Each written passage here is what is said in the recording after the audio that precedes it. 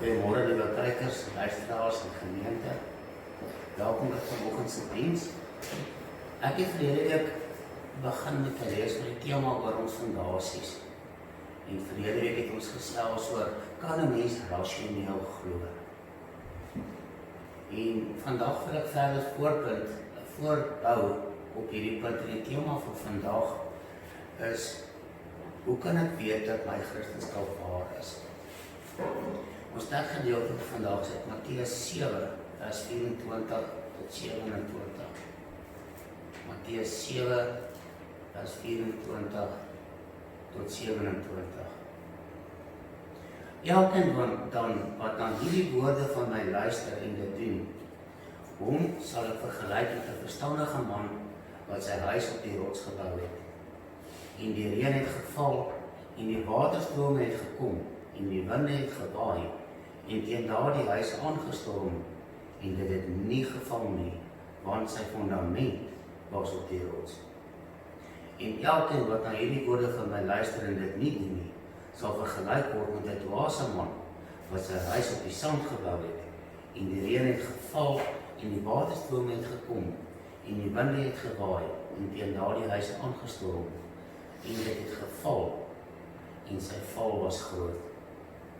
Geliefdes, tydens die hoogtepunt van die COVID-19 pandemie se nasionale grendelstaat, was een van die dinge wat my opgeval het, was dat mense begin kyk het na die fondamente van dit waarna hulle glo. En ek het dit veral by die kinders van die Here geïdentifiseer. Was dinge steeds soos regtig soos wat hulle al die jare dit geglo het? Sommige mense se huise het geval, hulle was geskit, en hulle het begin wegbeweeg van dit wat hulle geglo het, en gedink dat dit nie so is nie. En ander mense staan vandag, soos wat ek hier praat, op die punt dat hulle huise sal val, en die woord van die Here sê vir ons, en daardie huis sal val, en sy val was groot geweest. En vir die mense van die wêreld, en in besonder hier in Suid-Afrika, het dit tyd geword, vir die kinders van die Here, en vir ander mense ook, om hulle geloof, om dit wat hulle glo, op die proef te stel, en te kyk, is dit werklik wel so? In die middel van die storm, was die fundamentele vraag wat ek keer op keer by mense opgetel het, hoe kan ek weet dat my Christenskap waar is? En ek het gedink dat ons vandag daaroor moet praat. Dit het my ook opgeval dat mense wat beweer dat hulle wedergebore is, dat hulle kinders van die Here is, nie noodwendig goed onderrig is in die waarhede van die Bybel nie. Nou, George Barnard het 'n boek geskryf, What Americans Believe, 'n hele paar jaar terug al, en daarin het hy 'n statistiese ontleding wat godsdienstige oortuigings wat gebaseer is op nasionale opnames wat gedoen is. Nou, neem aan af dat hierdie statistieke nou alreeds 'n hele paar jaar oud is, en dit maak dit eintlik nog net meer kommerwekkend as wat dit was toe sy boek gepubliseer was. In een van sy opnames was die stelling gewees, die duiwel of Satan is nie 'n lewende wese nie, maar is meer net 'n simbool van die bose. Respondente het toe 'n kans gehad om te kies uit die opsies, ek stem ten volle saam, ek stem ietwat saam, ek weet nie, of ek stem glad nie saam met hierdie stelling nie. En dan was daar natuurlik 'n kategorie gewees vir mense wat identifiseer as wedergeborenes. En dit is van daardie kategorie wat ons vandag werk, want ons werk met die kinders van die Here. Nou, die wedergeborenes uit hulle uit het gereageer 32% wat ten volle saamgestem het, dat daar nie 'n Satan is nie, maar dat hy net 'n simbool van boosheid is. 11% het ietwat saamgestem, en 5% het gesê dat weet nie.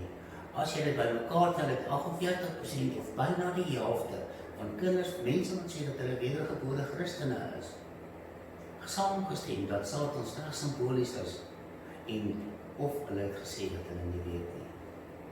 Is dit dan verbasend dat toe Barna 'n paar bladsye later 'n ander vraag vra dat die antwoord net so insiggewend was. Sy volgende vraag was gewees, Christene, Jode, Moslems en Boeddhiste en ander, almal van hulle bid tot dieselfde God, al gebruik hulle net verskillende name vir daardie God. Weereens kon die mense gekies het, ek stem ten volle saam, ek stem ietwat saam, ek weet nie, of ek stem glad nie saam in die stelling nie. En weereens was daar 'n aparte kategorie gewees vir die wedergeborenes. Op hierdie vraag het 30% van die wedergeborenes gesê, ja, dit is so, almal bid vir dieselfde God net met 'n ander naam. 18% het iets wat saamgestem. 12% het gesê hulle weet nie. As jy dit bymekaar tel, is 60% amper 2/3 van die wedergeborenes was nie seker gewees of die God van die moslims en die God van die boeddhiste dieselfde God is as die God van die Christene. En dan wonder ons, as ons kom by 'n tyd soos nou, toe 'n storm begin baie het en die fondasie van die huise begin toets het, dat die huise omgeval het en nie staande gebly het nie. En dat die val van die huise groot was. Daarom glo ek, geliefdes, sê die Gees het op my hart gedruk en ons moet begin praat oor die fondasies van dit waaroor ons glo. Verlede week het ons gesels, hoe kan 'n mens rasioneel glo? Want ek glo dat jou geloof met sin uitmaak. Anders is dit nie geloof nie. Anders is dit regtig net 'n klomp mambo jumbo, soos die Engelsman sou gesê. As dit nie vir jou sin uitmaak nie, wat glo jy dan? En dis dieselfde, hoe weet ek dat my Christenskap waar is? Waarskynlik elke Christen het homself al hierdie vraag afgevra. Ek glo dat God bestaan. Ek glo dat Jesus opgestaan het uit die dood en dat hy gesterf het vir my sonde. Ek het sy lewensveranderende krag in my lewe ervaar. Maar hoe kan ek weet dat dit nie alles net in my kop is nie en dat dit regtig waar is? Die probleem word veral meer gekompliseer as ons te maak het met iemand wat nie in God glo nie of wat glo in 'n ander wêreldgodsdienst. Hulle kan van ons eis om te verduidelik, om te bewys hoe ons weet dat ons Christenskap waar is. Wat moet ons sê? Hoe weet ek dit? Nou, om hierdie vraag reg te antwoord is dit dalk nuttig om net eers vir jouself te weet of jou Christenskap waar is voordat jy probeer om dit vir ander mense te verduidelik. Jy mag dalk net in 'n slaggat trap en nie weet hoe om daaruit te kom nie. En daarom, geliefdes, het dit vandag gaan ons fokus, hoe weet ek dat die Christenskap wat ek glo waar is? En volgende week gaan ons gesels oor hoe kan ek wys vir ander dat ons Christenskap waar is as hulle vir dit vra. En dit is vir ons nodig dat ons hierdie fondasies ken, want die statistieke maak dit duidelik dat baie van ons glo, maar ons weet nie regtig wat ons glo nie. En dit is kommerwekkend. Nou vandag gaan ons stilstaan vinnig by hierdie een, en daar is die afdeling van by gaan stilstaan. Die eerste een is die rol van die Heilige Gees en die tweede een is die rol van argumente en bewyse. Nou die Heilige Gees speel 'n integrale rol by beide gelowiges en ongelowiges om hulle te oortuig van sonde en van God se oordeel wat gaan kom. En aan gelowiges speel hy ook 'n baie groot integrale rol om aan hulle die oortuiging te gee van die egtheid van hulle geloof. Nou in die eerste opsig mag dit miskien klink of ek soos 'n passer redeneer, so al in die rondte, as ek sê dat dit betrekking tot die Heilige Gees, dat ons die Heilige Gees moet glo, want die Bybel sê so, en ons moet die Bybel glo, want die Heilige Gees sê so. Maar omdat ons praat hier met 'n Christen gehoor, glo ek dat sover dit hierdie bespreking is met 'n Christen, dat dit heeltemal van pas is om uit te lê wat die Bybel vir ons hier oorleer. Nou jou eerste praat is nou oor die gelowiges dan. Nou as iemand wedergebore word, dan gaan woon die Heilige Gees in hom. En hier soos in 2 skriffies, as mense dit saam lees, dan maak die totaal, die sinnetjie, gee dan vir jou geheelbeeld. So jy kan gou net jou vinger by die volgende bladsy hou, Galasiërs 3 vers 26 en Galasiërs 4 vers 6. Jy kan dit miskien onderstreep in jou Bybel en dit vanaand by die huis. Ek is stadig hier hierdie twee saam gaan lees as een sinnetjie. Galasiërs 3 vers 26 en Galasiërs 4 vers 6. Daar het een sinnetjie maak. Dit blaas regtig baie mooi by mekaar en dit skep vir ons 'n geheelbeeld. Galasiërs 3 vers 26 en Galasiërs 4 vers 6. Ek gaan dit almekaar lees as een sinnetjie. Want julle almal is kinders van God deur die geloof in Christus Jesus. En omdat julle kinders is, het God die Gees van sy Seun in julle harte gestuur en hy roep Abba Vader. So die Heilige Gees getuig saam met jou gees dat jy 'n kind van God is. En ons sien daarso dat wanneer jy wedergebore word, dan woon die Heilige Gees in jou hart. As jy die skriffies versoek, Galasiërs 3 vers 26 en Galasiërs 4 vers 6. Dan blaai so 'n paar bladsye terug na Romeine toe. Romeine is net vir 3 of 4 boeke voor Galasiërs. Romeine 8 vers 16, 'n baie bekende skrif. En hy sê, Die Gees self getuig saam met ons gees dat ons kinders van God is.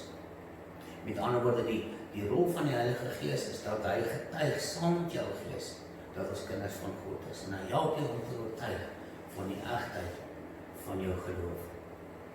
Dit is ook die Heilige Gees wat 'n geestelike dooie persoon lewend maak, wat hom bewus maak van sy verlore toestand en daarna wat hom red en hom verseël. Die krag van Christus se dood, sy begrafnis en opstanding het die Christen in 'n posisie geplaas, 'n regte posisie voor God. Maar dit skakel nie sy ou natuur uit nie en ook nie sy neiging tot sonde uit nie. Daarom is dit nodig dat die Heilige Gees die gelowige steeds bly oortuig van sonde wanneer hy sondig. En dan gaan ons weer terug na Galasiërs toe. Galasiërs is 'n brief wat Paulus geskryf het wat baie toepaslik is rondom hierdie onderwerp. Galasiërs 5 vers 17. Galasiërs 5 vers 17. En hy sê daar, want die vlees begeer teen die gees en die gees teen die vlees en hulle staan teenoor mekaar sodat julle nie kan doen wat julle wil nie. Daar's 'n ander plekkie daar in Romeine 8 waar Paulus gesels en hy sê, maar die goed wat ek wil doen, dit kan ek nie doen nie, en die slegte wat ek nie wil doen nie, dit doen ek. En dit gaan nou spesifiek hierdie skrifgie sluit daarby aan, want hy sê, want die vlees begeer teen die gees en die gees begeer teen die vlees en hulle staan teenoor mekaar as vyande. En daarom kan julle nie doen wat julle wil nie. En dit maak dit moeilik vir 'n mens, as 'n mens nie hierdie agtergrond rondom dit het nie. Nou, Paulus gebruik die term pleroforia om aan te dui dat die gelowige kennis van die waarheid in sy Christenskap kan hê, as gevolg van die werk van die Heilige Gees. Nou, pleroforia beteken volkome vertroue of volle versekering. Hy sê jy kan volkome vertroue of volle versekering hê dat jou Christenskap waar is as gevolg van die werk van die Heilige Gees in ons harte. Daar's 'n paar skrifgies wat julle by die huis kan gaan lees as julle wil. Ek gaan dit vinnig opnoem en jy kan later na die opname ook luister weer. Kolossense 2 vers 2, 1 Tessalonisense 1 vers 5, Romeine 4 vers 21, Romeine 14 vers 5 en Kolossense 4 vers 12. Nou soms noem 'n mens hierdie pleroforia waarvan Paulus praat sommer net kortweg geloofsekerheid of assurance of faith waarvan die Engels gepraat en dit behels sekere waarhede van die Christenskap wat ons aanvaar as waarheid, soos dat God vergewe my sondes en Christus het my met God versoen ensovoorts. En daardeur het ons die volle versekering van ons verlossing. En omdat ons die volle versekering van ons verlossing het ons in ons harte die volle versekering van die waarheid van ons Christenskap en dit wat ons glo. En dan kom ons by die ongelowige. Ons het die Heilige Gees in ons hart en die Heilige Gees getuig saam met ons gees dat ons kinders van God is en daardeur roep ons uit Abba Vader. Maar wat van die ongelowige? Die Heilige Gees woon nie in hom nie. Beteken dit dan dat ons ongelowiges net tot Christenskap kan bring deur middel van argumente en deur bewyse? Nou die goeie nuus is dat God juist die ander bediening van die Heilige Gees so ingestel het dat dit besonderlik gerig is op ongelowiges om hulle tot geloof te bring indien hulle sou wou. En Jesus beskryf hierdie bediening van die Heilige Gees in Johannes 16 verse 7 tot 11. 'n drievoudige bediening wat die Heilige Gees het rondom ongelowiges. En vir die van u wat al gesels het met ongelowiges of met hulle in argumente betrokke geraak het, as hulle tot geloof gekom het, dan sal u sien hoe dat hierdie drievoudige bediening in daardie persoon se lewe gewerk het om hom ten einde te oortuig van sonde en dat hy vir Christus aangeneem het. Johannes 16 verse 7 tot 11. En Jesus praat hierso en hy sê, maar ek sê vir julle die waarheid. Dit is vir julle voordelig dat ek weggaan. Want as ek nie weggaan nie, sal die trooster nie na julle toe kom nie. Maar as ek weggaan, sal ek hom na julle stuur. En as hy kom, sal hy die wêreld oortuig van sonde en van geregtigheid en van oordeel. Van sonde heel eerste, omdat hulle nie in my glo nie. Van geregtigheid tweede, omdat ek na die Vader gaan en julle my nie meer sal sien nie. Hy is ons onsigbare God. En dan derde sin van oordeel, omdat die oorste van hierdie wêreld geoordeel is. Ons sien 'n drievoudige bediening. Hy oortuig die ongelowige van sy eie sonde, dan oortuig hy hom van God se geregtigheid en teen naaste oortuig hy hom dat hy teen oordeel staan voor God. Daar kan dus gesê word dat hy alreeds as 'n ongelowige die waarhede van God ken, dat dit wel bestaan, al glo hy nie. Dit is in sy hart, hy weet dinge soos dat God bestaan en dat hy skuldig is voor God. Ons het dit al soveel kere gesien en Jakobus doen dit ook in die Bybel. Hy sê daar in Jakobus, ek dink in hoofstuk 2 of in hoofstuk 3 sê hy, julle glo dat God bestaan, die duiwels glo dit ook en hulle sidder. Hulle weet dat God bestaan, dit is 'n natuurlike kennis wat 'n mens het. En dieselfde net dat jy skuldig staan voor God. Jy kan argumenteer soos wat jy wil. Dit is 'n kennis wat in jou ingebou is en diep in jou binnekant weet jy dit. Dit is dan ook soos ek moet wees. Anders sou geen mens ooit 'n Christen kom geword het. Ek dink nie daaraan.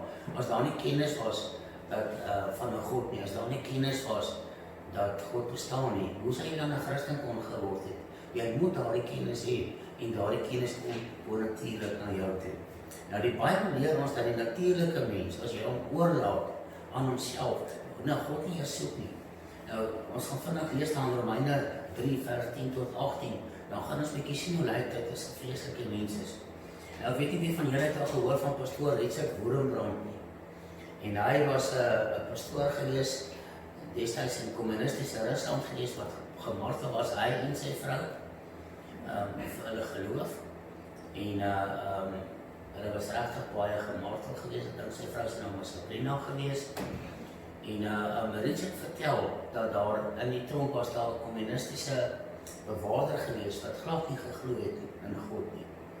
En hy het gesê dat hy so bly is dat hy nou in daardie gevangenis werk en dat hy die kans nou het in 'n posisie van gesag, want nou kan hy al die boosheid wat in sy hart is nou buite laat kom en daar gaan niks en niemand wees wat hom iets kan aandoen nie. En hy het blykbaar daardie gevangenis onnoembare martelinge aangedoen en boos en kwaadheid aangedoen, omdat hy totaal oorgegee was aan die boosheid van sy hart. En ons herken daardie tipe van mens, wanneer ons lees in Romeine 3, vanaf vers 10 af. Soos geskrywe is, daar is niemand regverdig nie, self nie eers een nie. En daar is niemand wat verstandig is, daar is niemand wat God in het lakies uit sy eie soek nie. Hulle het almal afgewyk, saam uit 'n ontaard. Daar is niemand wat goed doen uit sy eie nie, daar is self nie eers een nie. Hulle kele is 'n oop graf, met hulle tonge pleeg hulle bedrog. Die gif van alles is op hulle lippe. Hulle mond is vol vervloeking en bitterheid. Haastig is hulle voete om bloed te vergiet. Verwoesting en ellende is in hulle paaie en die weg van vrede ken hulle nie. Daar is selfs geen vrees van God voor hulle oë nie. Dit het Richard Koningsbrand in sy eie oë gesien, dit het ek al gesien, dit het ek ander mense al van gehoor getuig, dat daar mense is wat letterlik geen vrees vir God het nie. Selfs Judas het geskryf in sy kort brief, dat daar mense is wat in hardloop waar engele bang is om in te gaan en om te stap. Die ongelowige ten tweede ontvang nie die gawe van die Gees nie, want hulle is vol dwaasheid. Hy kan dit nie begryp nie, want hulle moet geestelik onderskei word. En ook is die ongelowige vyandig teenoor God. Romeine 8 vers 7 sê vir ons, omdat dit wat die vlees bedink, vyandskap teenoor God is. Want die vlees onderwerp hom nie aan die wet van God nie, en dit kan ook nie. Die vlees staan in vyandskap teenoor God. En as jy in die vlees wandel, as jy nie wedergebore is nie, dan staan jy in vyandskap teenoor God. Dit is in jou natuur. Jy wil dinge doen wat nie lekker is nie. En baie mense wil nie tot geloof kom nie. Baie mense wil nie Christenskap glo nie, want dit roep hulle tot 'n morele verantwoordelikheid waarvan hulle nie kan sien nie. Party mense is kwaad vir God, omdat sekere dinge in hulle lewe gebeur het, miskien was hulle gemolesteer of verkragt, en hulle vra waar is God, en daar is nie vir hulle 'n duidelike antwoord nie, so hulle draai daarvan af weg. Ander mense het 'n sondige leefstyl, en hulle hou daarvan om dinge te doen waar die Bybel uitdruklik teen is, en hulle sien nie kans om daardie leefstyl te verander nie, en daarom het hulle allerhande redes en verskonings wat hulle aanvoer om nie te mag glo nie, maar die waarheid is dat die vlees staan in vyandskap teenoor God, en wanneer jy deur die vlees gelei word, dan word jy gelei om te staan in vyandskap teenoor God. As iemand dus weier om na Christus te kom, sal dit nooit wees as gevolg van 'n gebrek aan bewyse nie, of ook nie as gevolg van 'n gebrek aan argumente nie. Elkeen van ons gee nie om hoe geleerd of slim jy is, en hoe dom jy is nie. In jou binnekant is dit net as jy na die natuur rondom jou kyk, is dit net opvallend dat 'n intellektuele persoon het ons ontwerp het, ons het verlede week daaroor gepraat. Dit is net nie moontlik dat 'n kraak so kan ontstaan het nie. En selfs wetenskaplikes erken vandag dat die kans dat dit sou gebeur het, is net so groot en onbenulliglik dat dit is net eenvoudig nie moontlik nie. Daar is meer as genoeg bewyse en argumente vir enigiemand wat wil glo, om te kan glo. As iemand weier, dan weier hy gewilliglik, omdat hy die roepstem van God se Gees in sy hart verwerk, en dit is 'n keuse. Niemand kan uiteindelik 'n Christen word as gevolg van 'n gebrek aan argumente nie. Hy versuim om 'n Christen te word, omdat hy eerder van die duisternis hou as van lig, en daarom niks met God te doen wil hê nie. Maar elkeen wat reageer op die Gees van God met 'n oop gemoed en 'n oop hart, kan met sekerheid weet dat die Christenskap wat hy aanvaar in sy lewe waar is, omdat God se Gees in hom sal werk en hom sal oortuig dat dit wel so is. Die rol van argumente en bewyse is die tweede een waar ons vandag aan staan. Nou, wat is die rol van argumente en bewyse om ons te oortuig dat ons Christenskap waar is? Omdat die Heilige Gees ons oortuig van sonde, en hy primêr dit sy rol is. Die Bybel sê vir ons, Christus het gesê dat niemand kan aangetrek word na hom as dit nie deur die Vader is of deur die Gees is nie. Is die enigste rol wat oorby vir argumente en bewyse 'n ondersteunende rol. Met ander woorde, die Heilige Gees verrig die primêre funksie om mense te oortuig van sonde en oordeel. Argumente en bewyse wat ek en jy aanvoer om met mense te gesels, is 'n ondersteunende rol. Dit kan nooit 'n primêre funksie verrig nie. Nou, Martin Luther verduidelik dit mooi, ek hou van sy verduideliking.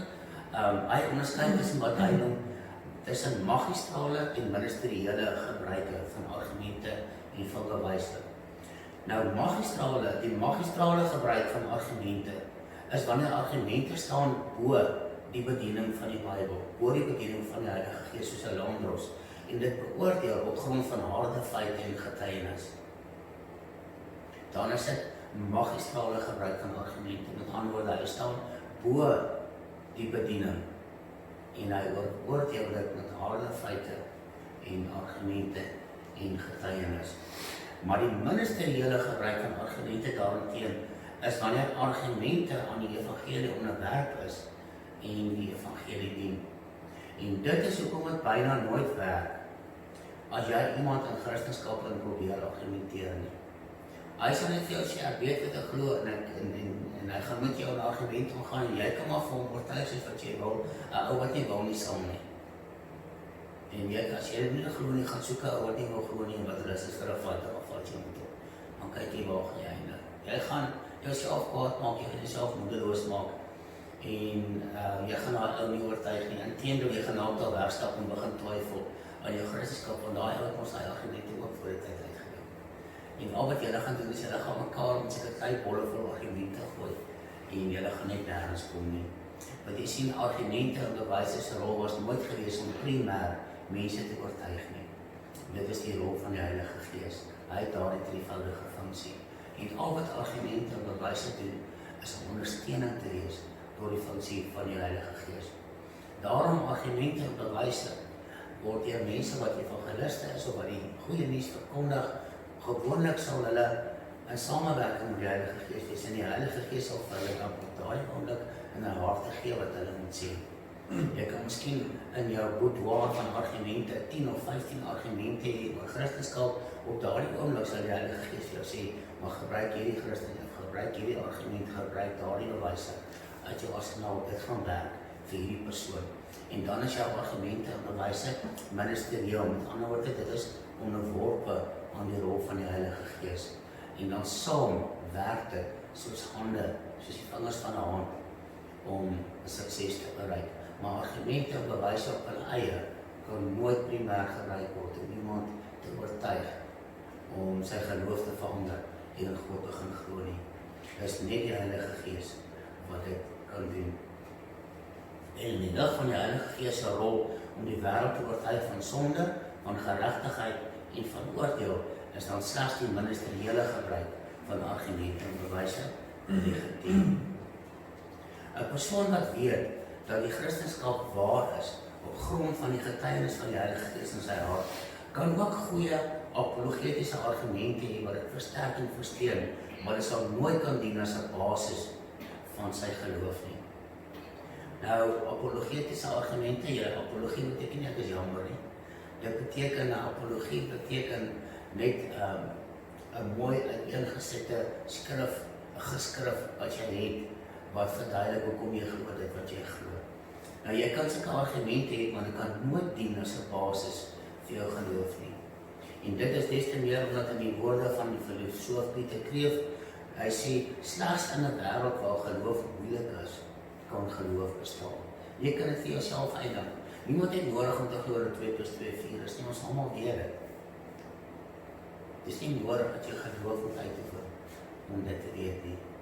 Maar om geloof te hê in 'n onsigbare God, dis 'n plek waar geloof moeilik is, en slegs in so 'n omgewing kan God bestaan.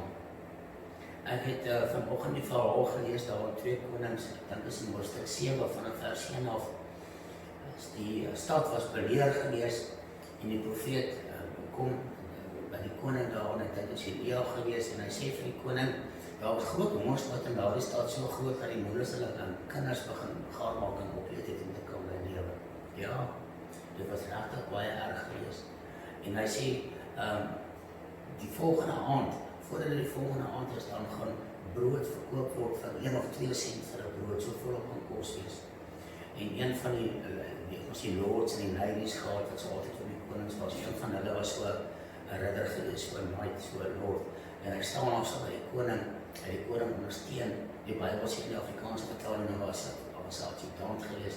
En hy sê, selfs al maak God die vensters van die hemel oop, is dit nie moontlik dat 'n brood teen môre aand sal verkoop vir 2 sent in die stad nie. Dit is onmoontlik. En Elia sê vir hom, jy sal dit met jou oë sien, maar in jou lippe sal jy dit nie proe nie. En die volgende dag het dit so gebeur, en ek kan nie verhaal self gaan lees daar so in Koning 7, maar die volgende dag het dit so gebeur, dat die weermag gevlug het, God het 'n wonderwerk gedoen, en daardie dag was dit brood so goedkoop verkoop. En die koning stel hierdie man toe aan om die toegang by die hekke van die stad te gaan beheer, maar die mense was so honger gewees, en die skares het uit die stad uitgestorm op soek na kos, want die weermag van die stad beheer het, en hulle het boor hom gestorm, het hom vertrap en hy is dood.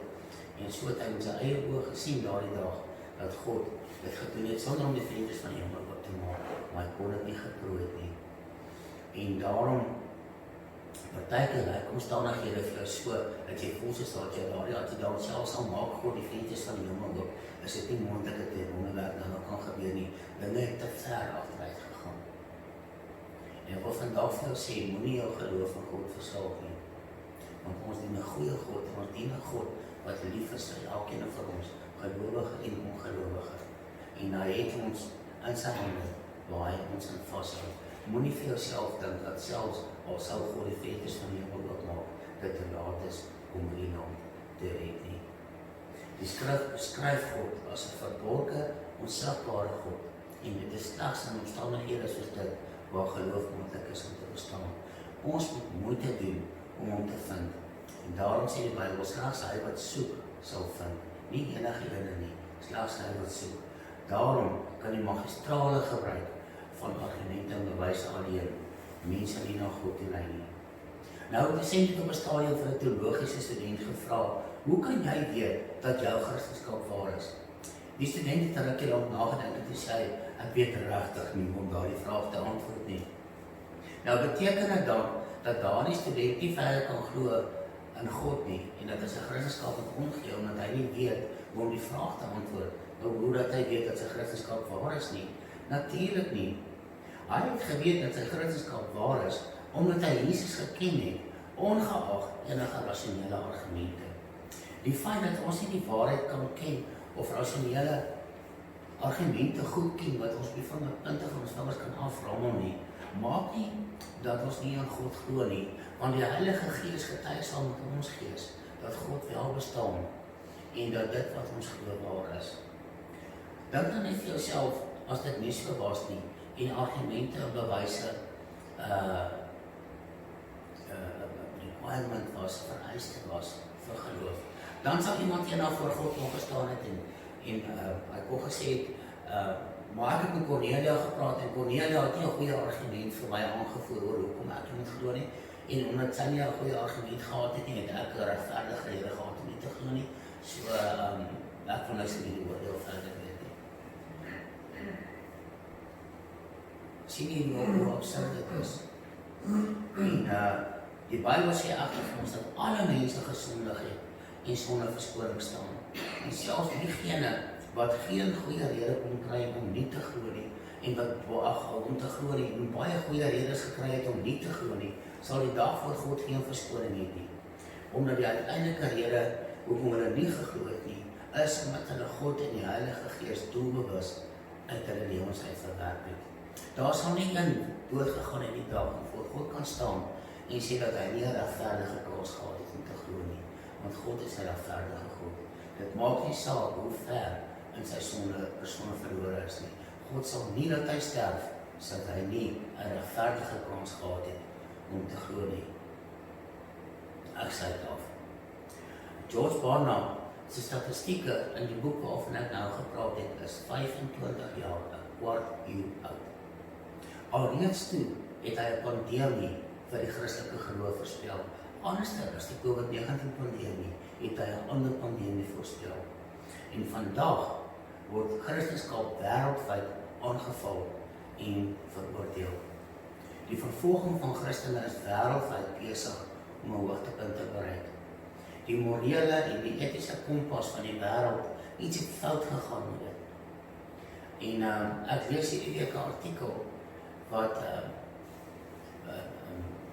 in Californië word mense nie meer toegelaat in die kerke om hardop die Here te aanbid nie. Daar is 'n nuwe regulasies vir haar aangekondig.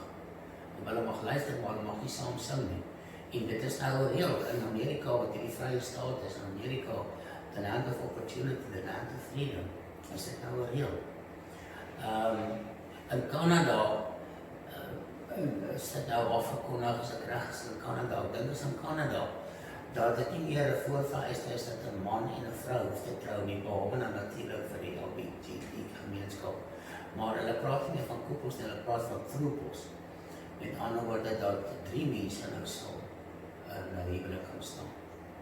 En dit is waar die wêreld gaan. En enige een wat durf om teen hierdie goed is op te staan en daaroor te praat, sal julle agterkom, so 'n persoon word met giftige aanval aangeval en sy stem word stilgemaak, hulle word hof toegesleep, hulle plekke word van hulle gekonfiskeer, as jy sal durf waag om te staan teen hierdie oortuigings van hierdie mense, want dit is die nuwe geloof, waartoe die wêreld eendragtig besig is om heen te beweeg. Morele en etiese waardes, waarvan ons al die jare deur eeue heen voorgestaan het, word nou in die trein afgegooi. En aan die hart van dit alles staan die Christenskap. Dis die Christenskap wat hierdie goed oor die wêreld heen versprei het, deur evangeliste en sendelinge wat uitgegaan het en vreesloos die evangelie verkondig het. Vandag stel vyande van die evangelie, mense wat in die feeshandel wat opstaan met, en ons het nou gelees daarvan, daar is gif op hulle lippe, die gif van anders is op hulle lippe, en boosheid in hulle hart, hulle voete is vinnig om nie te vergeet. En dit is die realiteit van die wêreld waarin ons nou lewe. Ook in ons land is dit besig om baie vinnig toe te neem. Ek het nie nou tyd nie, dit is nie die platform om daaroor te praat nie, maar vir die van u wat nog nie gehoor het van 'n plek met die naam van For-SA nie, For-SA is gestig en word hanteer deur 'n aantal regsgeleerdes wat veg vir die regte van Christene hier in Suid-Afrika.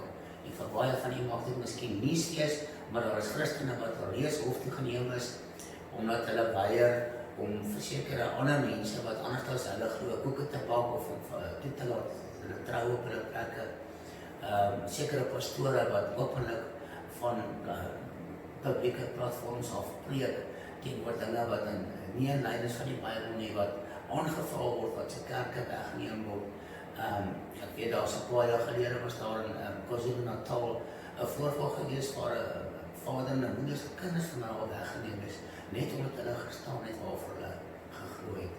En daar was geen werklike rede wat aangevoer kon geword het toe die ding voor die hof gekom het, maar op daardie stadium was die kinders toe alreeds so getraumatiseer in daardie gesin, dat hierdie mense dit reg gekry het om die gif op hulle lippe groot skade aan daardie gesin te verrig. En daarom, geliefdes, ek glo dat die tyd aangebreek het vir ons as kinders van die Here om terug te keer na ons eerste liefde en weer die fondasies van ons geloof te ondersoek. Wat gebeur as daar môre 'n heel afgekondig word dat by ons onwettig word in ons land?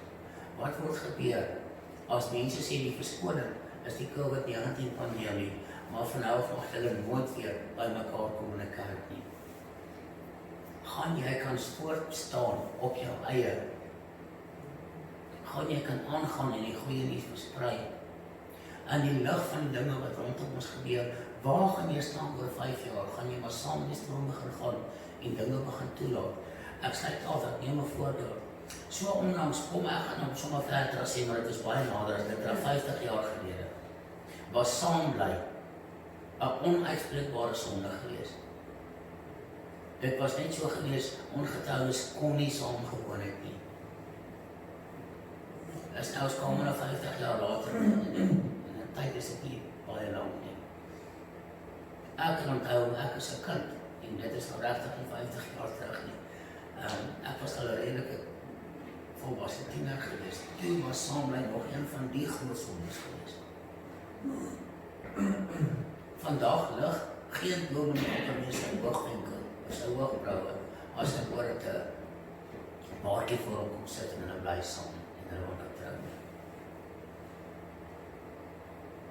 Daar is 'n paar ander voorbeelde. Kom ons praat van die vertoon van onderklere in die publiek. 50 jaar gelede sal jy nie 'n winkelpop gekry het wat in 'n plek, bekende winkelklere groep sou gestaan het en met onderklere aangeposeer het nie. Vandag kan jy maar enige mall gaan instap en van voor tot agter staan die winkelpoppe in allerlei suggestiewe posisies en allerlei suggestiewe klere wat hulle aan het, wat hulle laat verkeer. En almal stap daar verby, Christen en nie Christen nie, ewig gelyk. En niemand sien niks daaroor nie, aan die wêreld het gedoktrineer geraak en gewoond geraak daar.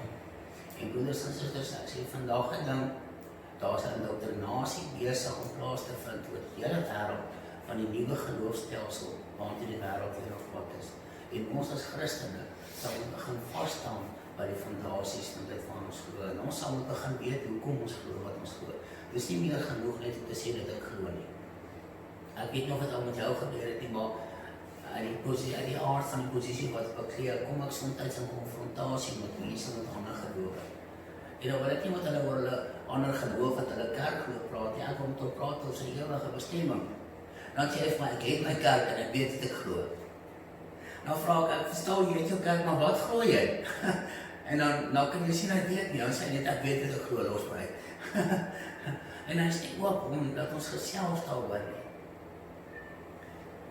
En ek is bevrees dat dit baie kinders, omdat hy self nie weet wat hy glo nie. Hy sê hy weet wat hy glo, maar ek dink hy is seker dat hy weet wat hy glo nie. En dit is my hartseer. Vra, hierdie opgawe is van George Barnabas, ek kan nou verwys, dit is 'n eye-opener. En dit sê vir ons mense, kom, laat ons seker maak, kom ons gaan terug in ons fondasies toe. Ons kyk ons weet hoe, kom ons glo wat ons glo en wat glo ons eintlik regtig. En as ons bereid, ons sê ons almal, ons gaan nie die merk van die 666 vat nie. Is jy regtig wel bereid? Glo jy wat jy glo? Weet jy wat jy glo? As jy jou kindertjies het en hulle mag nie eet nie, en jou babatjie uit, want jy mag nie vir hom gaan melk koop nie. Wat is die poedermelk wat hulle drink? Nee, jy mag nie genaan koop nie, want jy het nie die merk op jou hand nie. Weet jy wat jy glo? As jy oortuigend dit wat jy glo, as jy bereid om te staan of te val met dit wat jy glo. Die tyd kom nader. En daarom is dit nodig om ongemaklike preke, soos preke soos vandag, sinne te preek, sodat ons kan begin verstaan en sodat ons hande kan vat met die Heilige Gees in hierdie tye. Hierdie vrae is daarom vrae waarop ons die antwoorde moet ken en verstaan as ons staande wil bly in 'n wêreld wat besig is om die lyne tussen God en tussen die een wêreld geloof al hoe sterker te trek, die kleiner tussen God en tussen die vleeslike mens. Amen. Kom ons maak ons woord toe. Liefdevolle Hemelse Vader, dankie dat ons vandag kon geluister het na hierdie woord. Ek glo dit is 'n sobere woord, 'n woord wat mense tot nadenke stem. En ek vra dat elkeen wat luister na hierdie boodskap, dat die in hulle harte sal werk, Heilige Gees. En dat mense sal kom op 'n punt wat ek sal besef, ek sal moet gaan kyk na wat glo ek werklik en hoekom glo ek, maar dit wat ek glo. En ek vra Heilige Gees dat U dit sal vasmaak in ons harte, dat ons sal leer staan wanneer die tyd kom, wanneer ons moet kies, dat ons nie bang sal wees nie, maar dat ons met sekerheid sal kan opstaan en sê, ek glo. Amen.